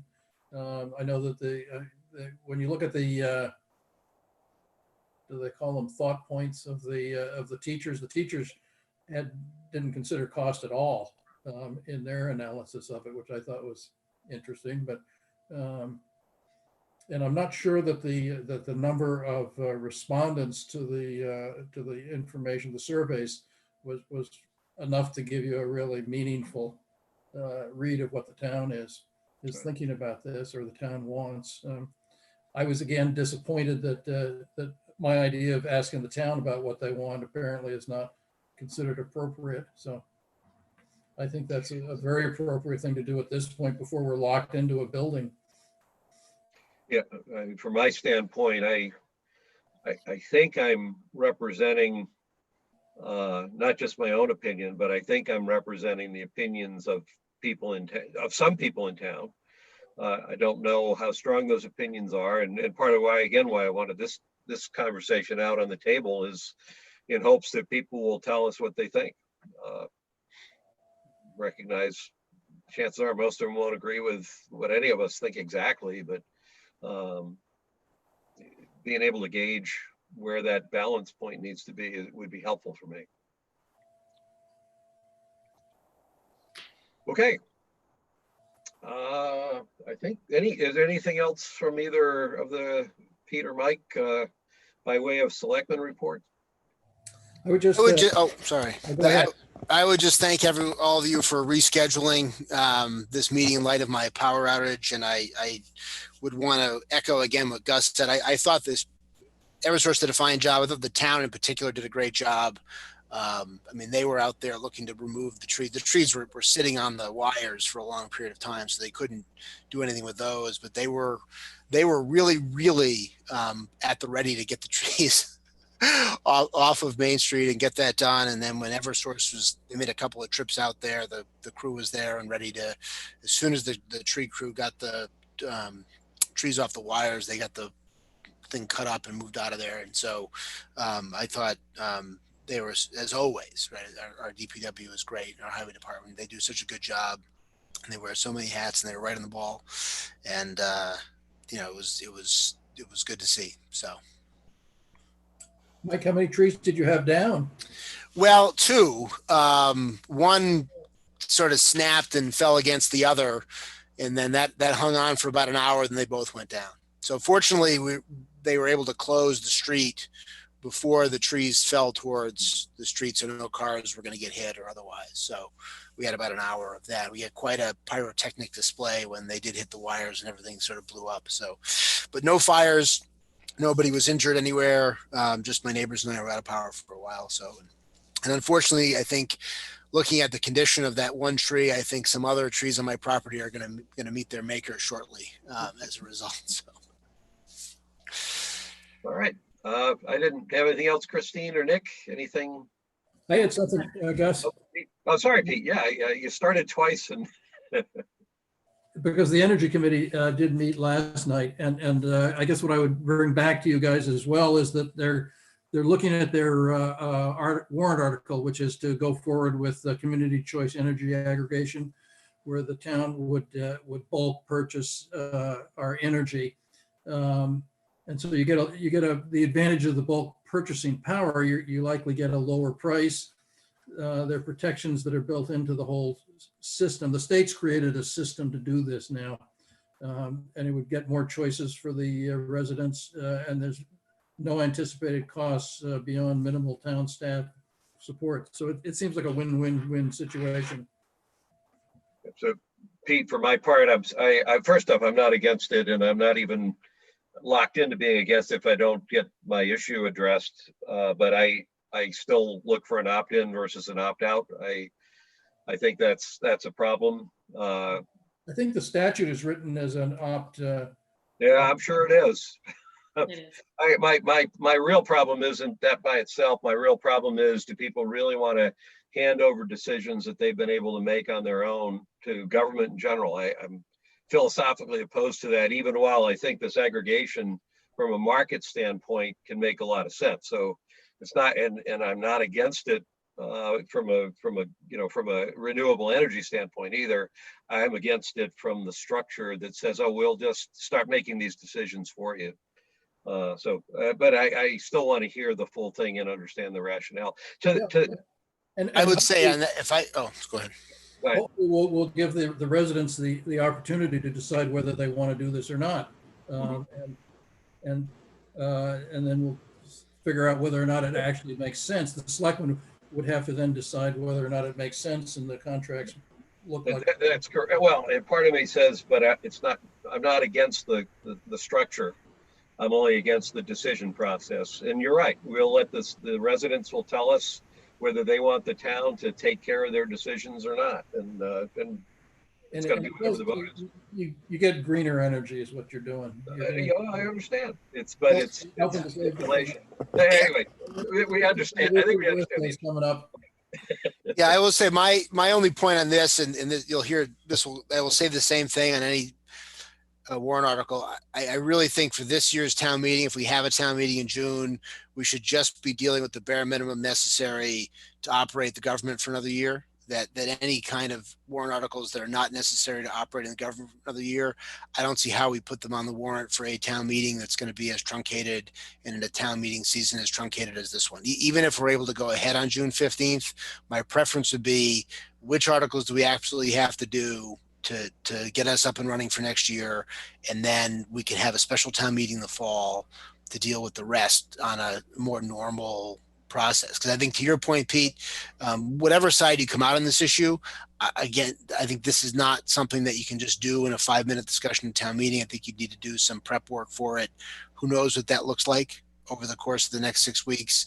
And I wouldn't want to go into a town meeting on any issue like that or on any of these other issues that are not essential and get a no vote. That's just sort of a no vote because people have been focused on keeping their refrigerators full and managing and looking for jobs and the rest of it. I just think we have to view this as an emergency annual town meeting that will be shortened to the point and address these issues and defer to the fall. So. Yeah. And I'm actually guessing that we're not going to be able to do it in June in any event. Yeah. The town meeting. Right. Yeah. Well, Mr. Chairman? Yes, Mark. If you're done with that discussion, and before you conclude, there is one point of information I'd like to pass on to you. Can I just ask Pete one other question? I actually should have asked you earlier, Pete. The sheet that you provided from the Energy Committee last week or last night's meeting, the Lexington School, is that up and running and these are real numbers, or is this simply a projection for the Lexington School? You've asked a question that I don't know the answer to. I think it's up and running, but I'm not sure. And then the second question I had was, is the Energy Committee, so the Energy Committee obviously is recommending that the school, the building committee take a look at this. And in fact, part of the design was even trying to be environmentally sensitive. Is the argument that the Energy Committee would make to the school building committee that this is actually a cost-saving approach?